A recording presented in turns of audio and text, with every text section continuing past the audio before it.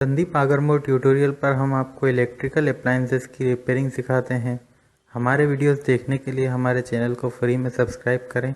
Subscribe करने के लिए लाल सब्सक्राइब बटन पर क्लिक करें। नए वीडियोस की जानकारी के लिए बेल पर क्लिक करें, ऑल को सिलेक्ट करें और ओके दबाएं। हेलो फ्रेंड्स, संदीप आगरमोर ट्यूटोरियल में आपका स्वागत है। दोस्तों, इस वीडियो में हम आपको ट्रांसफार्मर शॉर्ट सर्किट टेस्ट के बारे में बताएंगे। दोस्तों, यह बहुत ही महत्वपूर्ण टेस्ट है। इसके बारे में एग्जाम्स में काफी ज्यादा पूछा जाता है, तो इसे आप ध्यान से सुने। ज्यादा डिफिकल्ट कॉन्सेप्ट नहीं है। स्टेप बाय स्टेप यदि आप इसे समझेंगे तो यह आप पाएंगे कि बहुत ही इम्पोर्टेंट क्वेश्चन होने के साथ साथ ही काफी इजी भी है। तो इसे दोस्तों आप लोग ध्यान से सुने। आइए हम लोग देखते हैं कि शॉर्ट सर्किट टेस्ट आखिर होता क्या है, इसे किस प्रकार से कंडक्ट किया जाता है और इससे हमें कौन कौन सी डिटेल्स जो है ट्रांसफार्मर के बारे में मिलती हैं। तो दोस्तों, मैं आपको बता दूं कि जो ट्रांसफार्मर शॉर्ट सर्किट टेस्ट होता है, सबसे पहले हम लोग ट्रांसफार्मर बना लेते हैं। ठीक है, जैसे मान लीजिए कि ये हमारा ट्रांसफार्मर है। दोस्तों, ये जो है ये हमारा ट्रांसफार्मर है। ओके, ये ट्रांसफार्मर का सिंबल मैंने बनाया। हम लोग यहाँ पर एक्चुअल ट्रांसफार्मर नहीं बनाएंगे, हम लोग केवल ट्रांसफार्मर का सिंबल बनाएंगे। तो ये हमारा हो गया ट्रांसफार्मर। तो दोस्तों, ट्रांसफार्मर के लिए आपको पता है कि ट्रांसफार्मर में दो वाइंडिंग होती है। जिसमें ज्यादा टर्न होते हैं वह हाई वोल्टेज वाइंडिंग, और जिसमें कम टर्न होते हैं वह लो वोल्टेज वाइंडिंग। ठीक है, किसी भी ट्रांसफार्मर में कम से कम दो वाइंडिंग जरूर होगी। एक होगी हाई वोल्टेज और दूसरी होगी लो वोल्टेज, या प्राइमरी वाइंडिंग और सेकेंडरी वाइंडिंग। ठीक है, तो दोस्तों, जो भी ट्रांसफार्मर है, जैसे मान लीजिए एक तरफ होती है हाई वोल्टेज वाइंडिंग और दूसरी होती है लो वोल्टेज वाइंडिंग। ठीक है, इतना दोस्तों आप लोगों को पता होगा। तो यदि दोस्तों हम लोग शॉर्ट सर्किट टेस्ट करते हैं तो जो ट्रांसफार्मर होता है इसमें जितने भी मीटर, जैसे वाट मीटर, ए मीटर, वोल्ट मीटर या पावर फैक्टर मीटर, तो ये सभी जो मीटर होते हैं दोस्तों, शॉर्ट सर्किट टेस्ट के लिए हमेशा ट्रांसफार्मर के एचवी साइड पर ये मीटर लगाए जाते हैं, और सप्लाई भी जो होती है वह हाई वोल्टेज साइड पर लगाई जाती है। ठीक है, यह बात आप लोग ध्यान रखें। और जो लो वोल्टेज साइड होती है उसे शॉर्ट कर दिया जाता है। ठीक है, ये जहां तक कि मीटर लगाने की बात है, तो जैसा मैंने बताया कि शॉर्ट सर्किट टेस्ट के लिए जो मीटर इत्यादि हैं वह हाई वोल्टेज साइड में लगाते हैं।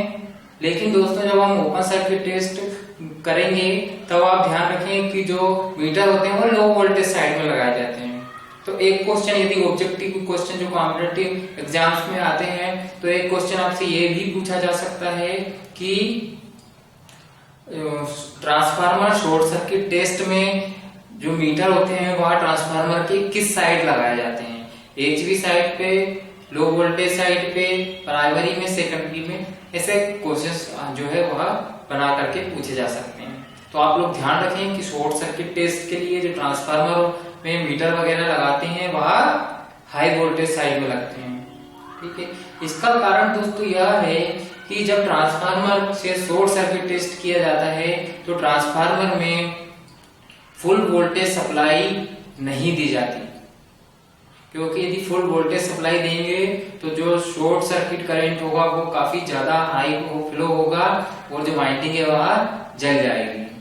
ठीक है, तो इसीलिए दोस्तों जब हम शॉर्ट सर्किट टेस्ट करते हैं तो ट्रांसफार्मर को केवल सप्लाई वोल्टेज का, जो रेटेड सप्लाई वोल्टेज है उसका 10% दिया जाता है। ठीक है।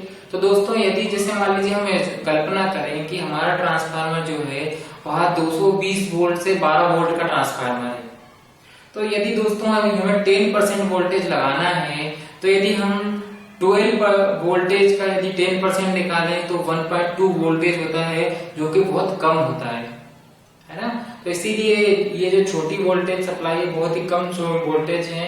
इसके बजाय हम लोग क्या करते हैं कि ऑटो ट्रांसफार्मर की सहायता से यदि 220 वोल्ट का 10% लगाएं, यानी कि हम यदि 22 वोल्ट लगाएं, तो ऑटो ट्रांसफार्मर की सहायता से आसानी से हम लोग 22 वोल्ट प्राप्त कर सकते हैं, 22 वोल्ट की सप्लाई को प्राप्त कर सकते हैं। यही कारण है दोस्तों कि हम लोग शॉर्ट सर्किट टेस्ट में हमेशा HV साइड को ही मीटर रिंग साइड के रूप में यूज करते हैं, क्योंकि उसका 10% हाई वोल्टेज का 10% अचीव करना ऑटो ट्रांसफार्मर की सहायता से इजी होता है। ठीक है। तो दोस्तों जो सप्लाई है इस ट्रांसफार्मर को, जिस ट्रांसफार्मर का हमें टेस्ट करना है उसके HV साइड में दी जाती है, और सप्लाई देने के लिए हम लोग ऑटो ट्रांसफार्मर का उपयोग करते हैं। ठीक है। ऑटो ट्रांसफार्मर का यूज ज्यादा सुविधाजनक होता है, लेकिन आप ऑटो ट्रांसफार्मर के बजाय पोटेंशियल डिवाइडर नेटवर्क का भी यूज कर सकते हैं, लेकिन ज्यादातर ऑटो ट्रांसफार्मर का उपयोग किया जाता है। तो हम लोग यहाँ ऑटो ट्रांसफार्मर बना देते हैं एक, ये इसे ऑटो ट्रांसफार्मर की सहायता से, ठीक है। यहाँ ऑटो ट्रांसफार्मर, ये हमारा ऑटो ट्रांसफार्मर हो गया। इस ऑटो ट्रांसफार्मर की सहायता से हम ये जो HV साइड है हमारे ट्रांसफार्मर की, इसको सप्लाई देंगे। ठीक है। तो दोस्तों सप्लाई देने के अलावा यहाँ हमें इसमें बीच में कुछ इंस्ट्रूमेंट जोड़ने होते हैं, जैसे कि सबसे पहले हम लोग वाट मीटर जोड़ दें। एक वाट मीटर की हमें आवश्यकता पड़ेगी, जो कि ये ट्रांसफार्मर शॉर्ट सर्किट की कंडीशंस में कितना ऊर्जा का खपत कर रहा है यह बताएगा, कितनी शक्ति खपत कर रहा है ये हमारा वाट मीटर बताएगा, कितनी इलेक्ट्रिकल शक्ति खपत कर रहा है। तो इसके लिए हम वाट मीटर लगाएंगे, और वाट मीटर में दोस्तों 3 टर्मिनल होते हैं, तो इस तरह से हम कनेक्ट करते हैं। ये हमारा वाट मीटर हो गया। अब वाट मीटर के अलावा दोस्तों हम लोग यहाँ वेरीफाई करने के लिए कि वाट मीटर जो रीडिंग दिखा रहा है वह रीडिंग जो है उस करंट और वोल्टेज उसके अकॉर्डिंग है या नहीं, इसके लिए हम लोग इसमें एक वोल्ट मीटर लगाते हैं। यहाँ पावर फैक्टर मीटर भी लगा सकते हैं, क्योंकि पावर फैक्टर के बिना आप एक्यूरेटली कैलकुलेशन नहीं कर सकते, ये वाट मीटर के रीडिंग को वेरीफाई नहीं कर सकते। तो यहाँ हम लोग एक वाट मीटर लगा देंगे, एक पावर फैक्टर मीटर लगा देंगे, और इनके साथ हम यहाँ पर फिर एक वोल्ट मीटर लगा देते हैं। तो वोल्ट मीटर दोस्तों सप्लाई के पैरेलल में जोड़ा जाता है। ठीक है। ये वोल्ट मीटर हम लोग लगाते हैं। ये सभी मीटर्स जो हैं प्रॉपर रेटिंग के होने चाहिए। यहाँ से न्यूट्रल दे देते हैं, और जो ये भाग बचा है यहाँ पर हम एक ए मीटर लगा देते हैं। ठीक है। तो ये सारे मीटर दोस्तों जो है हमारे इस तरह से इन सभी मीटर को हम लोग कनेक्ट करते हैं। आप लोग डायग्राम देख रहे हैं।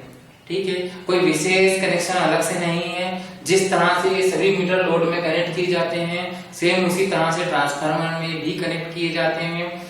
इसके बाद दोस्तों जो आपकी अगली वाइंडिंग बचती है, जो लो वोल्टेज वाइंडिंग बचती है, उस लो वोल्टेज वाइंडिंग को स्ट्रिप की सहायता से या जो कंडक्टर की छड़ की सहायता से शॉर्ट कर दिया जाता है। आप चाहें तो इसे एमीटर की सहायता से भी शॉर्ट कर सकते हैं, जिससे आपको की रेटेड करंट कितनी होती है ट्रांसफार्मर की, इस वाइंडिंग की, एलबी वाइंडिंग की रेटेड करंट भी का भी पता चल जाएगा, रेटेड लोड करंट का आपको इससे पता चल जाएगा। ठीक है। तो हम इसे एक स्ट्रिप की सहायता से शॉर्ट कर देते हैं। ये हमने इसमें एक मोटी स्ट्रिप लगा दी है, और इस स्ट्रिप की सहायता से हमने जो हमारा ट्रांसफार्मर है उसे उसकी लो वोल्टेज वाइंडिंग को हमने ये शॉर्ट कर दिया है। ठीक है दोस्तों, इस लो वोल्टेज वाइंडिंग को हमने शॉर्ट कर दिया। अब दोस्तों हम लोग क्या करते हैं कि धीरे धीरे इस ऑटो ट्रांसफार्मर के वोल्टेज को 0 से लेकर के धीरे धीरे इसे बढ़ाते हैं। और इसे तब तक बढ़ाते हैं जब तक कि ये एमीटर इस वाइंडिंग की, ये जो एचवी वाइंडिंग है इसकी रेटेड करंट को दर्शाने ना लगे, तब तक हम इसे वोल्टेज को बढ़ाते हैं। तो जनरली जो वोल्टेज कि जिस वोल्टेज पे ये एमीटर रेटेड करंट बताता है वह जनरली सप्लाई वोल्टेज का या एचवी वोल्टेज का केवल 5 to 8% होता है। केवल 5 to 8% रेटेड वोल्टेज पर ये एमीटर जो है फुल लोड करंट बताने लगता है, क्योंकि सेकेंडरी जो है वह शॉर्ट सर्किट कर दी गई है। अब इस स्थिति में दोस्तों आप लोग देखें कि जो वोल्टेज है वो हमने केवल 5 to 8% लगाया है ना। तो इस स्थिति में दोस्तों जो फ्लक्स जनरेट होगा, जो फ्लक्स लिंक करेगा कोर से, उसे हम निग्लेक्ट कर सकते हैं, वह बहुत ही कम होगा। अब चूंकि फ्लक्स बहुत कम होता है तो इसका मतलब है कि इस ट्रांसफार्मर में जो आयरन लॉसेस हो रहे हैं या आयरन में जो चुंबकीय लॉसेस हो रहे हैं वह लगभग नगण्य रहेंगे। ठीक है, तो इसका मतलब है कि ये ट्रांसफार्मर जो कुछ भी खपत कर रहा है वह केवल इसका जो कॉपर वाला सेक्शन है या जो कॉइल्स हैं उनके रेजिस्टेंस के कारण हो रहा है, ऐसा हम मान सकते हैं। ठीक है, तो इस कारण से दोस्तों जो ट्रांसफार्मर शॉर्ट सर्किट टेस्ट होता है वो शॉर्ट सर्किट टेस्ट से हमें कॉपर लॉसेस के बारे में जानकारी मिलती है, कॉपर हानियां पता चलता है कि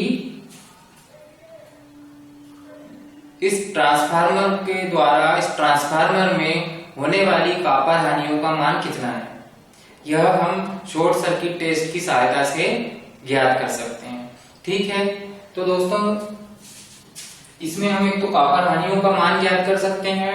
दूसरा दोस्तों आप लोग इसमें जो ट्रांसफार्मर है, ट्रांसफार्मर को यदि हम यहाँ इस सेकेंडरी की तरफ से देखें तो सेकेंडरी के लिए या इस मीटरिंग साइड के लिए इस ट्रांसफार्मर का रेजिस्टेंस कितना है वह भी हम निकाल सकते हैं। क्योंकि यदि हम मान लें कि ये जो एमीटर है इसमें फ्लो होने वाली करंट यदि मान लीजिए IS है, I सबस्क्रिप्ट S है, मान लीजिए जो वोल्टेज हमें वोल्टमीटर बताता है शॉर्ट सर्किट टेस्ट में वह हमें V सबस्क्रिप्ट S वोल्टेज मिलता है और जो पावर है उसका मान W सबस्क्रिप्ट S मिलता है। ठीक है, तो दोस्तों हम यहाँ से इस रेजिस्टेंस का मान कैलकुलेट कर सकते हैं। रेजिस्टेंस का मान हमें मिलेगा, resistance refer to secondary side, इसका मान हमें मिलेगा क्योंकि हम लोग जानते हैं कि पावर बराबर होता है WS, इसमें वाट मीटर की रीडिंग, इसमें यदि हम करंट की रीडिंग का स्क्वायर का भाग लगा दें, ये टोटल दोस्तों वाटेज जो होती है पावर का फार्मूला है, जो वाटेज है या पावर है उसी के फार्मूले को मैंने सोल्व करके रेजिस्टेंस के लिए लिखा है, क्योंकि यहाँ हमें वाट मीटर की रीडिंग प्राप्त है और यहाँ हमारे करंट की रीडिंग भी प्राप्त है। तो इस फार्मूले की सहायता से आप वाटेज की रेटिंग जो है वह निकाल सकते हैं। ठीक है, तो दोस्तों इस तरह से आप जो है इसमें रेजिस्टेंस की वैल्यू निकाल सकते हैं। आप चाहें तो यहाँ एम्पियर और करंट का मान ये दोनों मीटर एम्पियर मीटर और वोल्ट मीटर की रीडिंग की सहायता से भी रेजिस्टेंस निकाल सकते हैं। उस कंडीशन में जो रेजिस्टेंस होगा वह होगा IS into VS। ठीक है, तो इस तरह से हम ये रीडिंग जो है, ये जो सेकेंडरी है या जो HV वाइंडिंग है, इसका जो मीटरिंग साइड है उसकी तरफ से देखने पर या उसके संदर्भ में रेजिस्टेंस कितना है वह रेजिस्टेंस भी हम लोग निकाल सकते हैं। ठीक है, इसके अलावा दोस्तों यदि आप चाहें तो इसका जो रिएक्टेंस है, इसका रिएक्टेंस कितना है वह रिएक्टेंस भी आप लोग ज्ञात कर सकते हैं।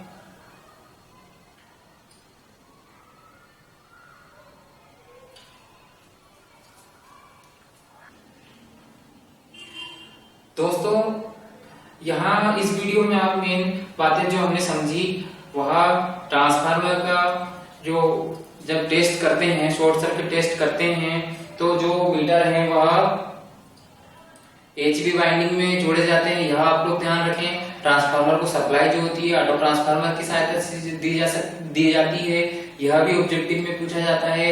इसके अलावा ट्रांसफार्मर में जो HV वाइंडिंग है उसको कितना % सप्लाई दी जाती है, यह भी आप लोग ध्यान रखें, इसके बारे में भी पूछा जाता है। जैसा कि मैंने बताया 5 to 8% जो है इसको सप्लाई दी जाती है।